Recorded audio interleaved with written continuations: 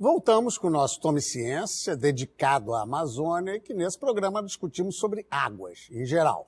Temos aqui a presença do professor Ingo Van Fries, do Departamento de Geociências da UFAM, também da professora Maria Tereza Piedade, que é bióloga do INPA, o Instituto Nacional de Pesquisas da Amazônia, o Marco Antônio Oliveira, que é superintendente do Serviço Geológico do Brasil, e o Naziano Filizola, que é geólogo, professor da UFAM e também do INPA. Eu vou pedir aqui uma visão para o Marco Antônio dessa questão que você começou a dizer, a característica geológica. Ela, na medida em que a gente tem uma formação rica como Carajás, como outros aspectos, esse foco, com criação de barragem que seja, com a exploração, começa a alterar na visão sua o meio ambiente? Não, eu acho que sim. Eu acho que hoje se percebe que a importância da floresta amazônica é maior do que os recursos naturais que se podem extrair dela, né? A questão da política da floresta em pé, ela é muito importante para a estabilidade climática do planeta e também para o próprio país, porque a floresta, convenhamos, não fabrica água, mas ela recicla a água que vem do oceano e essa água então acaba voltando ali para a região centro-oeste do país e também até para a região sudeste, contribuindo para as chuvas ali. Então, manter a floresta nessas condições é muito importante para o Brasil e importante também para o planeta. Agora, é possível sempre conciliar interesses econômicos para a exploração de recursos minerais com a preservação da própria floresta. E Carajás é um exemplo disso. A Floresta Nacional de Carajás ela está intacta porque a mineração possibilitou que fosse preservada. A mineração ela é localizada, é pontual. Agora, os efeitos econômicos que ela gera são regionais e, portanto, devem-se mitigar também esses impactos. Tá. Eu vou, então, transferir uma questão aqui para o nosso Naziano, que no início, né, a gente falou aqui em água e hidrologia e sempre meio voltado para, na época, inicialmente, para a hidrelétrica, né? Qual é a sua visão? Sempre que se fala em fazer uma hidrelétrica na Amazônia, o país inteiro se mobiliza. Qual é a sua experiência quanto a isso? Bom, olha, o Brasil tem um desafio grande, que é de avançar, de se desenvolver, e para isso precisa de energia, né? E uma das fontes que o país tem de energia, considera como fonte de energia, são os recursos, a fonte hidrelétrica na Amazônia, né? No entanto, a gente tem outras opções. Nós não precisamos explorar em demasia a região amazônica nesse sentido, porque isso vai quebrar ecossistemas, vai dividir ecossistemas, você vai interferir no regime hidrológico natural do ambiente, né? Enquanto, por exemplo, se nós considerarmos os sistemas de transmissão no Brasil, nós podemos otimizar a forma como esses sistemas de transmissão são utilizados e economizar muita energia aí, talvez até o correspondente ao que hoje nós estamos gerando já no sistema que já existe, né? E poder deixar a Amazônia um pouquinho mais em paz, né? O que a gente tem hoje são, por exemplo, projetos que foram idealizados nos anos 70. Os anos 70 já se foram, né? Hoje nós temos uma outra realidade, uma outra Amazônia, um outro horizonte, uma nova visão de mundo, né? E esses projetos deveriam ter sido revistos, colocados na mesa e discutidos com a sociedade, né, de forma mais harmônica e também com todos esses projetos podendo ser vistos pela sociedade de como eles vão ficar no cenário amazônico. E não a sua relação de custo-benefício, quando se fala, por exemplo, na capacidade de ser uma energia limpa, ao mesmo tempo a gente não faz uma política para pegar a energia do sol, né, e tem uma baita discussão sobre a questão atômica, né, de usar a energia nuclear. Qual é a sua avaliação mesmo da capacidade que nós temos de mitigar o uso de hidrelétricas? Bom, isso é uma questão, passa por uma decisão política, né? Principalmente, né? Uma vontade política de buscar novas alternativas. Nós temos hoje já alguma experiência com energia eólica, nós temos alguma experiência com solar, ainda tem custos realmente um pouco elevados, mas tudo isso, se houver uma decisão de se investir, né, eu considero que isso é possível de ser diminuído, né, e que a gente consiga preservar, porque como o Marcos mesmo colocou, o valor da floresta em pé é muito maior do que esses tipos de benefícios outros que o ou a exploração dos recursos, pura e simplesmente, pode nos trazer. Deixa eu aproveitar essa questão do valor da floresta em pé, que do ponto de vista de gás carbônico, acho que toda a população sabe a renovação, a importância, e perguntar para o Ingo a questão do valor da água. Nós sabemos aí que, por exemplo, Israel, Oriente Médio, muitas das guerras são centradas nessa questão do acesso à água dos rios Jordão, é toda uma estratégia política.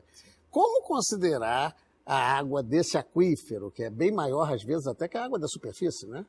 Certamente porque se a gente começa a pensar na dimensão, na largura e na profundidade dessas camadas que armazenam água, são imensas, né? Então, aquilo que a gente vê já é impressionante, aquilo que está lá embaixo que a gente não vê é muito mais e precisa ser estudado. A questão do valor da água é uma questão de exatamente o que você falou, depende de onde estamos. Aqui, a gente tem muito acesso à água superficial. E ainda assim, quase 2/3 dos municípios usam água subterrânea como fonte para o abastecimento público. Então, depende da dificuldade de acesso à água, que aí a gente vai dar mais valor a ela. Aqui em Manaus mesmo existe uma quantidade grande de poços e atualmente é muito mais usada pelas indústrias. Por quê? Porque a qualidade é boa e eles precisam investir menos dinheiro nas formas de retirar ou alterar certas características químicas que aí essa água sirva nos processos deles. Então o valor da água depende do uso e obviamente da E nesse caso para a população, quer dizer, se precisa mais dessa água, qual é a vulnerabilidade da água mais superficial para Manaus, por exemplo? Tem muito esgoto que cai por aí, né? Muito. A gente vê que, na verdade, a maior parte do esgoto em Manaus, ele não é tratado, uma parte pequena é coletada, chega a 30%, incluindo os sistemas privados, os sistemas pequenos, e aquilo que não é nem coletado nem tratado acaba indo para os igarapés locais, e esses têm conexão com a água subterrânea. Então, na verdade, e depois vai para o Rio Negro, que é a principal fonte, quase única, atualmente está tendendo a ser mais usado como fonte de abastecimento para a cidade. Então, existe toda uma capacidade do ambiente de absorver esses contaminantes até um certo limite, né? E passar esse limite é perigoso, né? A gente precisa saber exatamente com o que a gente está lidando e precisa estudar mais para saber onde que está esse limite. Onde que pegaria? Bem, eu pergunto para a professora Maria Tereza, e esse aspecto da qualidade da água acaba alterando ali naquele aspecto da água inundada, a vida que existe por ali perturba, ou a natureza é mais forte que isso tudo? Isso é ilusório. A natureza é forte, mas ela é contaminável. Então, obviamente, as informações que nós temos, cerca de 80% mais ou menos dos igarapés da cidade de Manaus estão contaminados. Isso inclui toda a cadeia, desde os produtores, passando por peixes e assim por diante. Então é óbvio que a contaminação da água é um problema grave em nível de cadeias tróficas, portanto transcende apenas a questão do homem que se utiliza desses ambientes. A gente não pode também esquecer que a ocupação da Amazônia ainda é ribeirinha, seja ela em pequenos igarapés ou nos grandes rios. Então contaminação implica em tudo isso. E nós temos visto aí quando as secas enormes que nós temos tido, intensas nos últimos anos, inclusive, abaixo até dos padrões normalmente medidos, a quantidade de lixo que foi encontrada nas margens foi assustadora. Então, isso é uma questão que, além do dano ambiental, deveria merecer, talvez, um aprofundamento de educação ambiental também. Porque tudo que se joga no rio volta, e volta na forma de poluição, enfim, doenças e assim. E o seu estudo, quando está tratando lá do inundado, qual é a maior preocupação? Primeiro, a senhora disse aqui no início que descobre essa qualidade, né, de hibernação da vegetação. Uhum. E o que mais é importante estudar nesse aspecto? Olha, nós temos mais ou menos, só rapidamente, se nós olharmos as florestas ao longo dos rios da região amazônica, nós podemos dividir em dois grandes blocos, que são as florestas ligadas aos rios barrentos, cujos sedimentos já foram tratados aqui e que correm por esses rios, que são aqueles férteis que vêm das nascentes andinas, que a gente chama de várzea. E tem os rios mais pobres, como o Rio Negro, que carrega menos sedimentos em seu interior. Se nós somarmos esses dois conjuntos de várzea e igapó, que são os mais ácidos e os mais ricos, nós temos mais de 1.000 espécies arbóreas adaptadas, somente a esses ambientes. Além disso, nós temos plantas herbáceas também, um monte. Então, nós temos feito alguns estudos avaliando, por exemplo, o impacto de petróleo, que é transportado pelo rio Amazonas, sobre essas plantas. Algumas espécies-chave, em 4 dias, têm 50% de mortalidade na fase de planta jovem, se forem contaminadas com dosagens de petróleo não muito altas, inclusive. Não haveria como controlar essa questão do transporte? Esse vazamento, em tese, é proibido, não? Os vazamentos são proibidos, mas eles também são quase inexoráveis. Obviamente, isso é uma questão que eu trago aqui a essa discussão, porque é um problema que nós temos que passar a encarar como uma realidade de uma Amazônia que agora busca outras fontes aqui, desde minérios, incluindo petróleo, até outros bens, da forma que ela é vista como, vamos dizer, a última fronteira onde se pode conseguir retirar coisas. E, em contraponto, nós temos a questão da manutenção da floresta em pé. Então, a decisão, afinal, é política. Nós queremos o quê? Deixar a floresta em pé e extrair dela o que é possível nessa condição. Então, é uma questão bem mais complexa do que... Para a gente não perder um gancho aqui, eu vou pedir ao professor Naziano, essa questão dos sedimentos, ela colocou claramente a diferença entre Negro e Solimões e outros rios. O que caracteriza essa diferença? Porque uns são mais com pH ou menos. Por que muda essa característica tanto assim na Amazônia? Bom, isso está ligado principalmente às fontes desses rios, né? Às origens dos rios. Os rios que têm o que a gente chama de uma origem andina, né? Eles são normalmente rios que carregam muito, transportam muito sedimento. Né? E tem um pH... Vamos conhecer o sedimento aqui, o que a gente está falando claramente quando fala em sedimento. Porque a noção que se tem é barro, mas na verdade tem todos os aspectos químicos. Aí. Na verdade, esse sedimento é fruto do processo de erosão da cadeia andina. Né? Mas isso não significa dizer que um grão que é erodido hoje, ele vai viajar e no mesmo ano vai atingir o oceano. Né? Não é bem assim.